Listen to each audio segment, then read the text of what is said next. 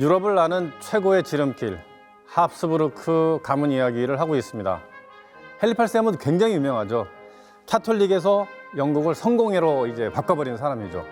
자, 근데 헨리 8세가 죽고 나서 그의 딸이 왕을 하게 되거든요. 메리 1세입니다. 엄청나게 많은 사람을 죽입니다. 5년 재위하는 동안에 280명을 화형을 시킵니다. 그 유명한 종교 재판에 의해서 스페인이 남북 아메리카를 정복을 하고 나서 주체할 수 없는 많은 은하고 금이 들어오는데 한 번에 올 수 없잖아요. 그래서 한 군데 모입니다. 모이게 하기 위해서 만들어 놓은 게 아베나예요. 콜럼버스가 100년 이상이 잠들어 있었던 곳입니다. 근데 쿠바 하면 생각나는 사람이 이제 해밍웨이입니다. 뭐 누구를 위해서 죽을 일이나부터 해서 뭐 노인과 바다 뭐 이런 거를 여기 썼는데 나중에 중남미 할 때 이제 좀 더 자세하게 남미 이야기하면서 이제 재미난 이야기들을 끄집어내도록 하겠습니다. 자, 근데 페르디난드 1세의 이야기를 해보겠습니다. 그 미란망 필립하고 미친 여자 후아나, 막시밀리안 1세의 아들이죠. 스페인하고 결혼해서 이제 카를 5세가 나고 그다음에 페르디난드 1세가 나오는데 카를 5세는 어떤 사람입니까? 30년 동안 전쟁터에서 40번을 전쟁을 합니다. 그러니까 전쟁을 너무 많이 한 거예요.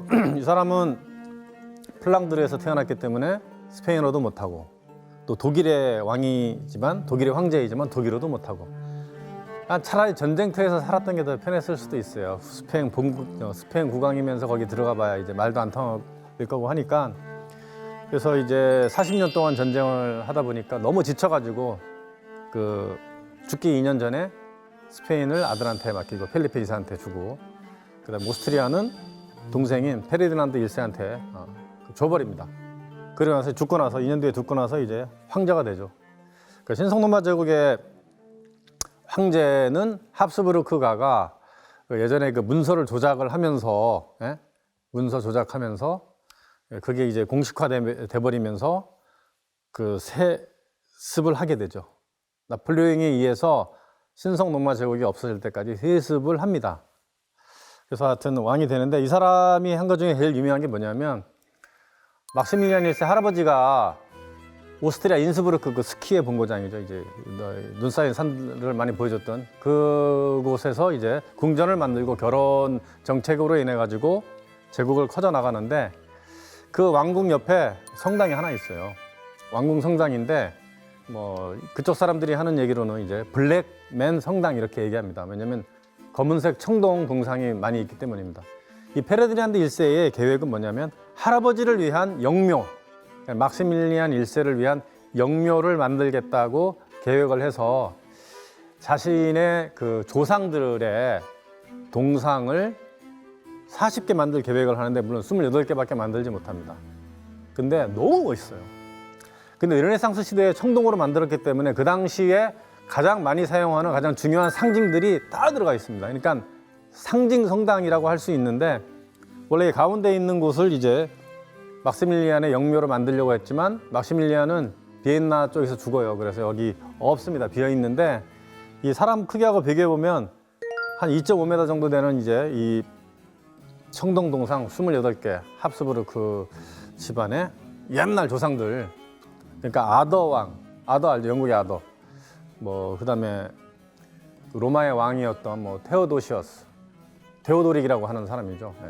오토아케레를 그냥 아주 반 두 동강 내버린 그 아주 굉장히 유명한 사람인데 뭐 그런 인물부터 해가지고 역대 조상들이 다 있는데 이 청동상을 가만히 보면 가장 중요한 그 상징이 용하고 도깨비예요.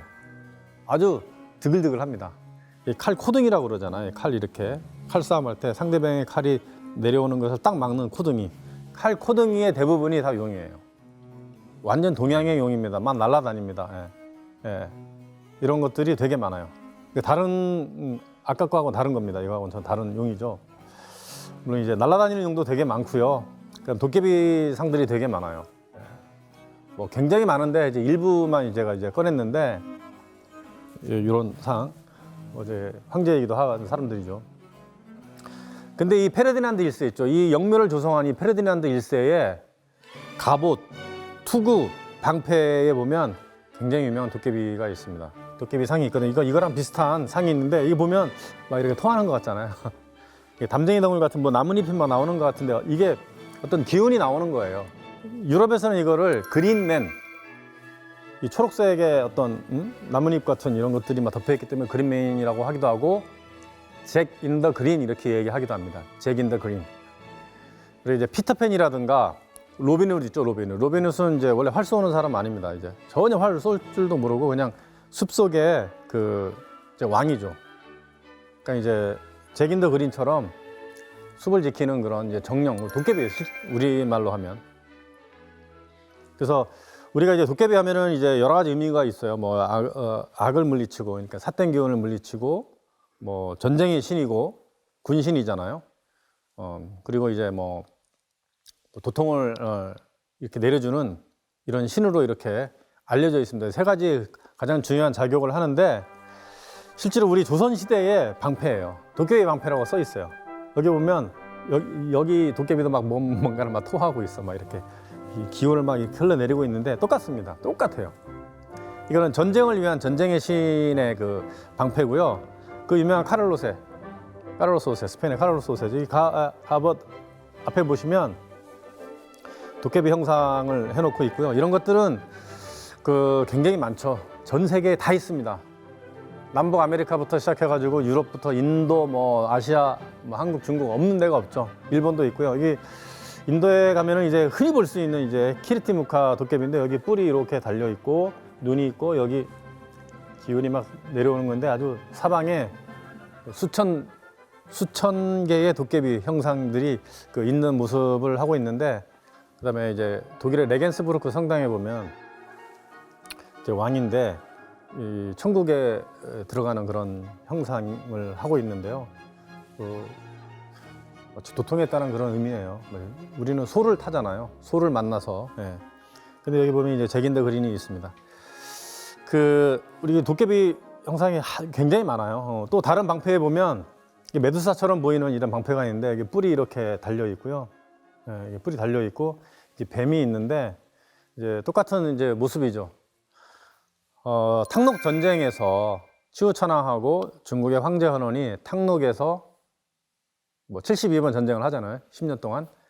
그때 치우천왕은 도깨비 부대를 이끌었고요. 그다음에 황제 헌원은 귀신 부대를 이끌었다고 합니다. 그래서 싸워서 도깨비가 이겨가지고 도깨비 부대를 하여튼 예, 도깨비 부대가 이겨가지고 이제 도깨비는 이제 귀신을 물리친다라는 그런 이야기가 그때부터 전해졌다고 합니다. 그래서 문고리라든가 이런 거에, 아니면 집 앞에 사실은 입춘대기를 쓰는 게 아니고, 봄이 되면 입춘대기를 쓰잖아요. 근데 입춘대기를 쓰는 게 아니고, 지금도 고택에 가면, 뭐 태계 이황의 고택 같은 정도에 가면 그 도깨비 이름을 써놔요. 신도울루. 도깨비 이름 중에 쌍둥이 도깨비입니다. 신도울루 써놓고, 그 문신호령, 문을 지키는 아주 영험한 이제 그 신령이 있으니 가금불상, 삿된 기운은 들어오지 마라, 이런 게 있는데, 입춘이면은 옛날부터, 지금 중국도 그래요. 중국도 이렇게. 중국은 어느 정도냐면 그 도깨비의 그 모습에 그림을 가진 스티커 같은 걸 붙여요. 신도울루라고 써 있습니다. 그리고 우리 그 경복궁이라든가 이런 궁궐에 문설주 이런 데 도깨비 이름을 갖다 붙였대요. 조선 시대의 그런 기록에 보면 굉장히 많이 나오죠. 세종도 이제 그런 것들을 이제 많이 써놨고요. 그리고 이제 수행을 하면 이제 차크라가 7개에서 이렇게 뱀이 올라오는 것 같은 그런 느낌을 받는데요. 느낌을 받아가지고 뱀이 이렇게 튀어나온답니다. 그래서 뱀을 이렇게 물고 있는 형상을 하고 있는데, 뭐 그래서 물고 있는지 모르겠지만 티베트에 가면 이런 뱀을 물고 있는 도깨비들이 되게 많아요. 그래서 아까 이렇게 여기 있는 도깨비도 이제 그런 비슷한 그 모습을 이제 하고 있는데, 이 도깨비가 제가 유럽에서 만난 제일 마음에 드는 도깨비입니다. 오스트리아 짤츠부르크에 가면 모차르트의 생가가 있어요. 모차르트 생가 대문에 딱 붙어 있는 도깨비. 왜 이 도깨비인지 사람들이 얘기를 안 하죠. 왜냐면 이제 설명 안 하는데, 보통 이제 이 뱀 이렇게 있으면 뭐 의학의 신 뭐 이렇게 얘기하는데, 뭐 약국이었다 이런 식으로 얘기하는데, 약국이었던 적은 없어요. 어쨌든 이제 이런 도깨비가 있고요. 그 다음에 이제 문고리에 도깨비를 해놓는 게 이제 나쁜 이 기운을 이렇게 물리치는 역할을 하기 때문에 유럽을 돌아다니다 보면 이 도깨비 문고리가 되게 많아요. 이탈리아에서 만나는 겁니다. 이탈리아. 가면 이제 입에 다 물고 있잖아요. 뱀을 물고 있는 이제 도깨비들이 되게 많아요. 우리 통일신라 시대 때 이런 도깨비 문고리를 이렇게 하면서 이제 하고 있었고요. 자, 도깨비까지 해봤는데 하여튼 도깨비는 굉장히 많죠.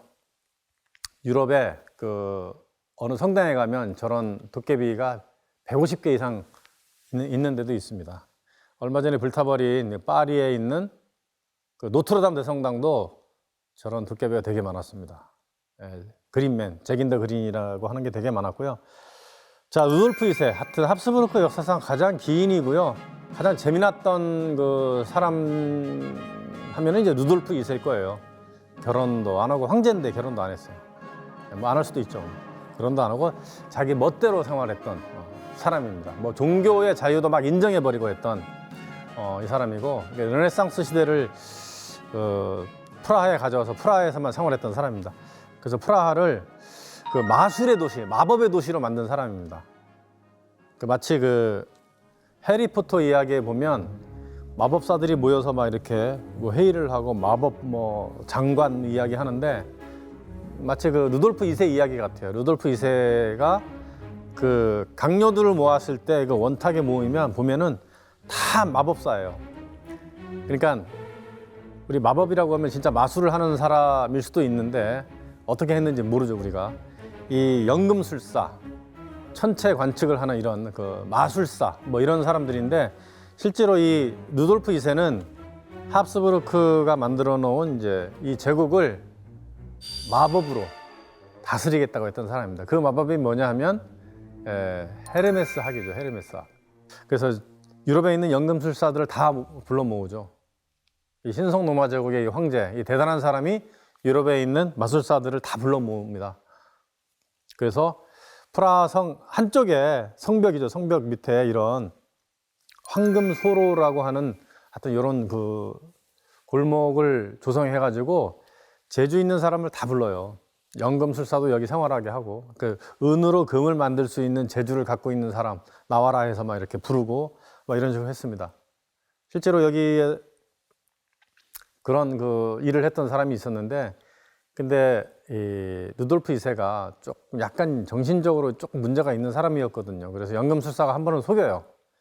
야, 은을 줄 테니 금을 만들 수 있냐 그랬더니 만들 수 있다고 해서 속여가지고 처음에는 이제 속아 넘어갔는데, 이 몰래 염탐을 해보니까 이게 가짜라는 걸 안 거예요. 그래서 이 사람을 저 끝에 있는 감옥에 가둬버립니다. 굉장히 유명한 달리보르 탑이라고 하는 곳이 있는데, 거기서 이제 탈출하다가 다리 하나 잘리고 또 탈출하려고 그러면 손 하나 잘라버리고 뭐 이런 식으로 해서 그렇게 살다가 죽은 사람도 있습니다. 그리고 이 사람이 엄청나게 많은 미술품과 보물들을 이제 수집을 하는데, 자신의 동생을 시켜가지고, 윌리엄 대공이라는 동생을 시켜가지고 전 유럽에 돌아다니면서 망해버린 집안에 걸려있는 그림들을 사는데, 지금 이게 미술사 박물관에 걸려져 있는 그림들이에요. 근데 이 그림들이, 똑같은 그림들이, 원본이죠. 큰 것들이 비엔나에 있는 미술사 박물관에 다 걸려 있습니다. 엄청나죠. 여기 이제 동생의 모습이 있고, 이제 미술품을 감정하고 이렇게 구입을 하는 그런 모습인데, 이로 인해 가지고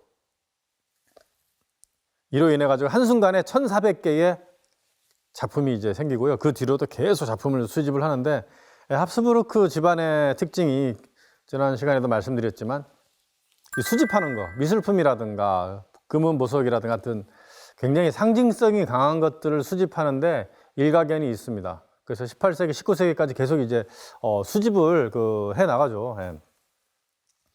자, 그런 와중에 대단한 사람들도 이제 등장을 하는데, 르네상스를 풍미했던 아주 특이한 화가입니다.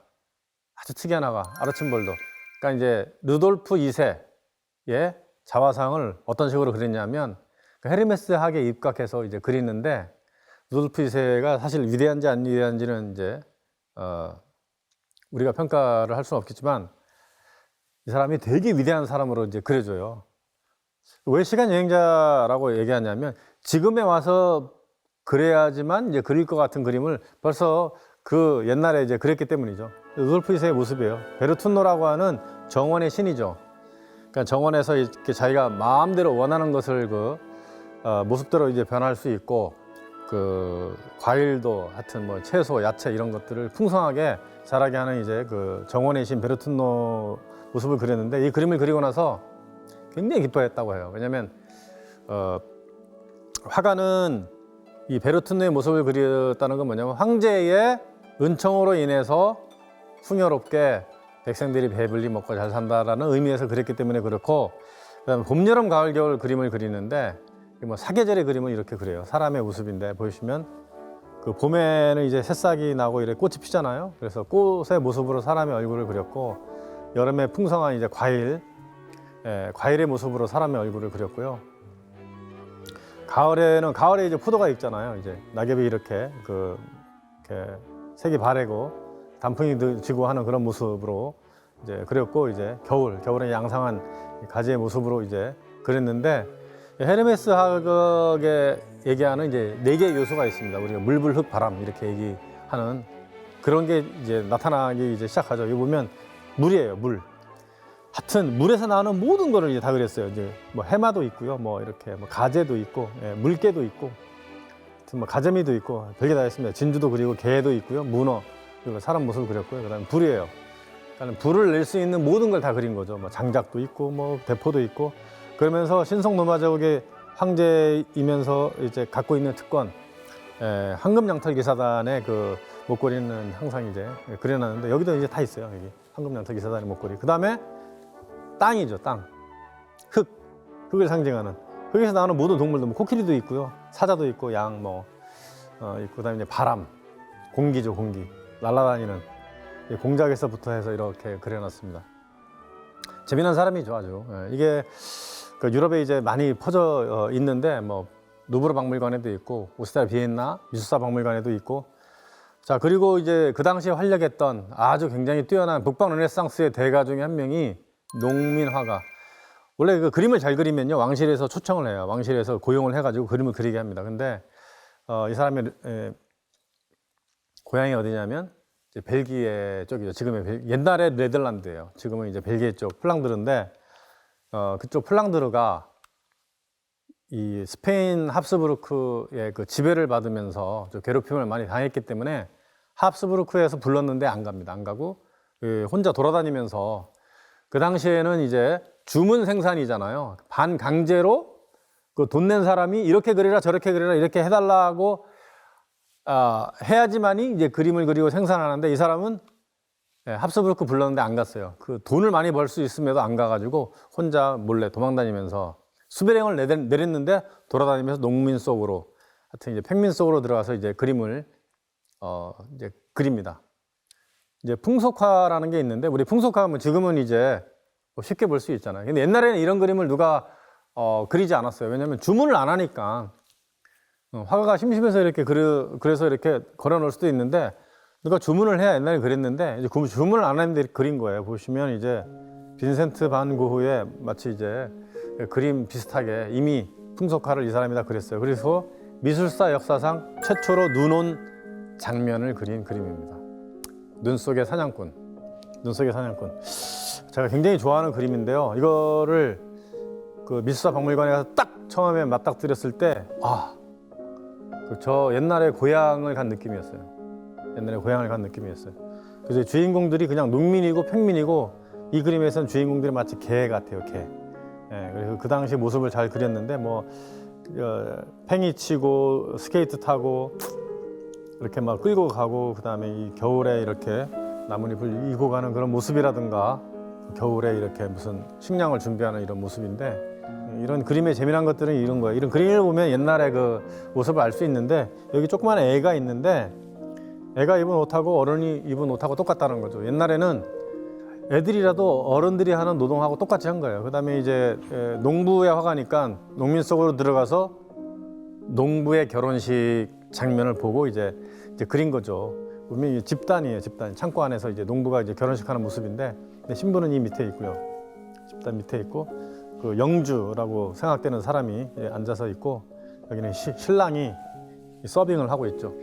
이런 속담이 있습니다. 이 결혼식 피로연에 참석하지 못한 신랑이라고 하는 그런 속담이 있어요. 네덜란드 속담인데 그런 일을 하는 거죠. 여기도 보면 애가 하나 있는데 어른하고 똑같은 모습으로 이렇게 먹는 모습이고요.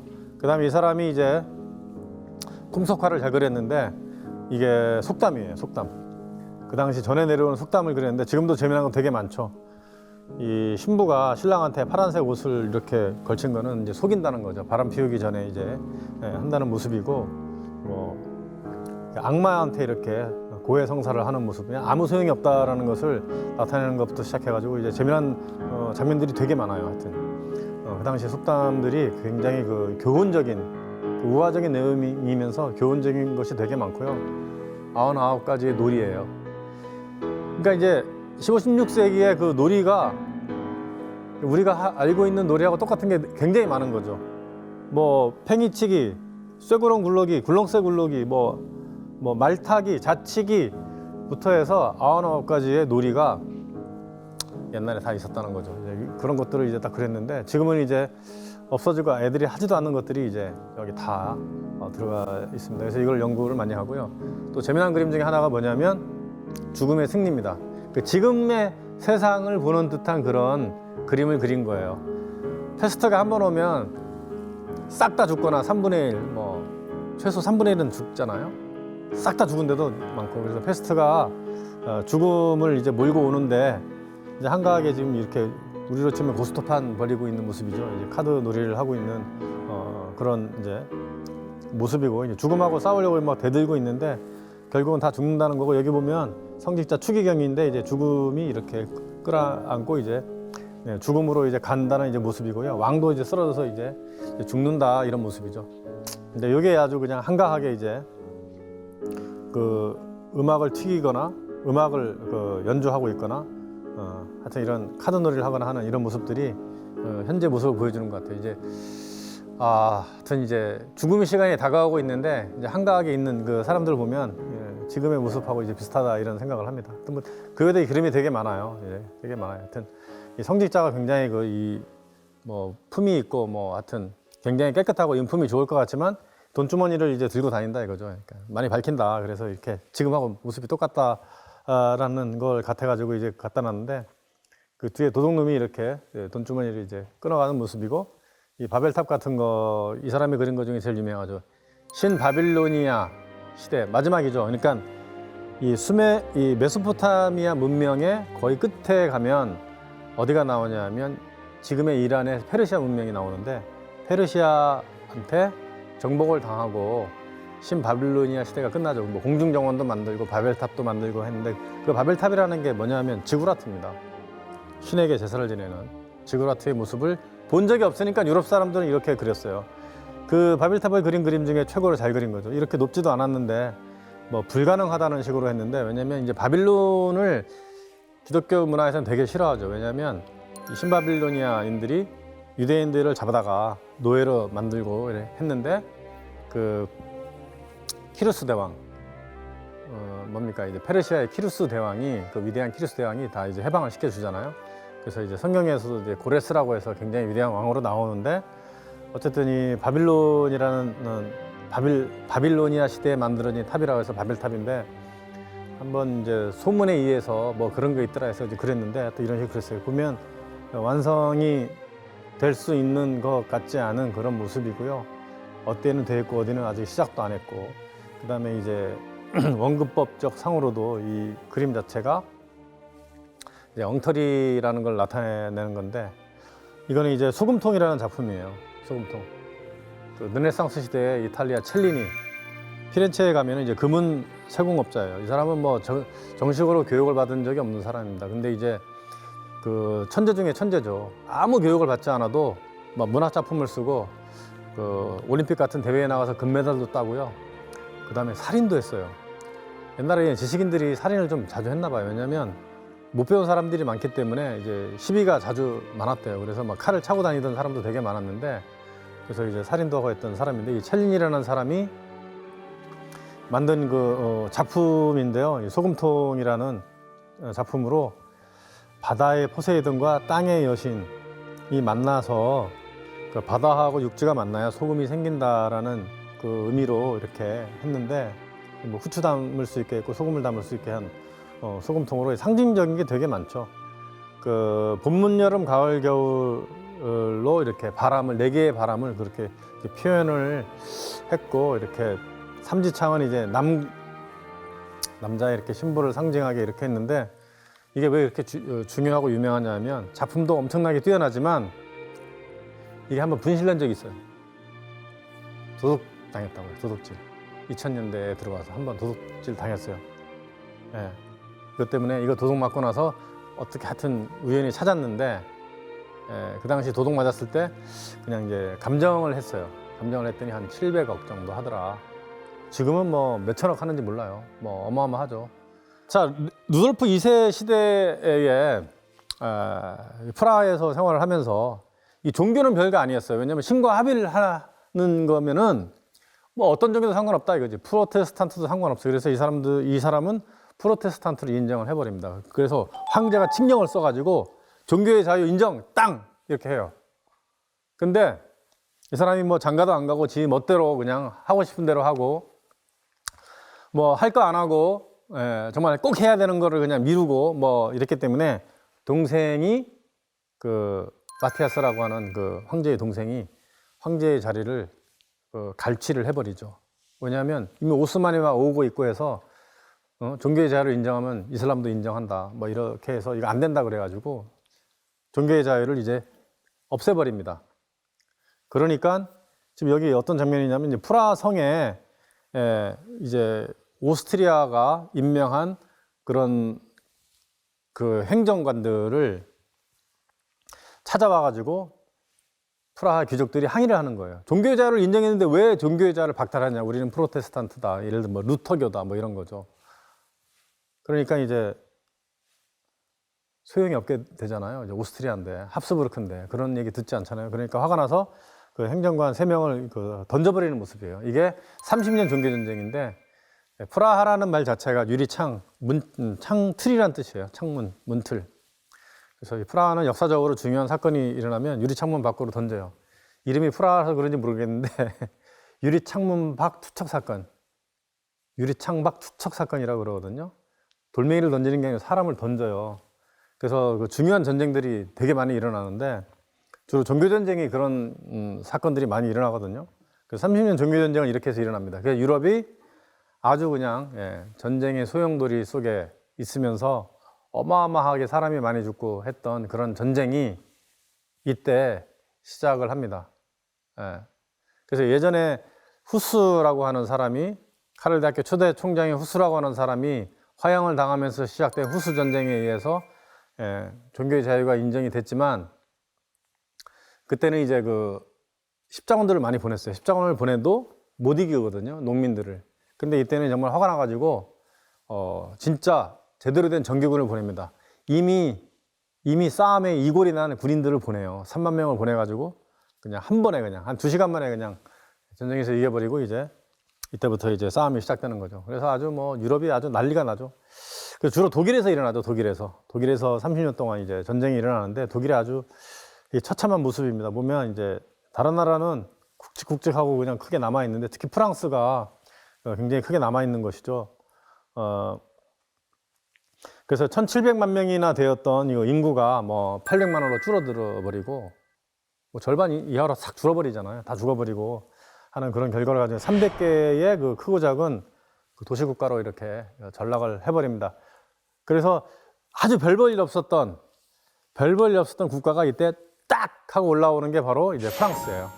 프랑스는 합스부르크가가 이제 신성노마제국 황제를 하고 역대 이렇게 너무 잘 나가니까 그 프랑스와 1세 시대 때도 그렇고 카를 5세 자기 그 처남한테 막 덤비잖아요. 프랑스와 1세가 처남인 카를 5세한테 막 덤비고 하는데 안 되잖아요. 근데 이제 태양왕 루이 14세가 딱 등극을 하죠.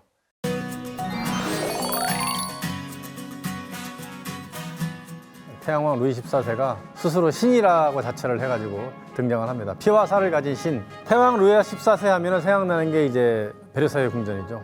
워낙 크고 또 워낙 유명하고 그 당시에 당대 루이 14세만큼 큰 궁전을 만든 궁전이 없었거든요. 오스트리아에는 그의 정적인 레오폴드 1세가 있습니다. 복장이 좀 특이하죠. 자, 잠시 이제 스페인 합스부르크 이제 가계도를 잠시 보면 펠리페 4세 때 스페인 합스부르크 대가 딱 끊겨요. 미술사 역사상 최고의 명작이다라고 이렇게 얘기하는 그림입니다. 엄청난 전쟁을 하는 거예요. 프랑스는 워낙 세니까 프랑스하고 스페인이 합쳐지면 문제가 커지잖아요. 유럽이. 합스부르크가 대가 끊긴다니까 이 사람이 마지막 합스부르크 남자 혈통이에요.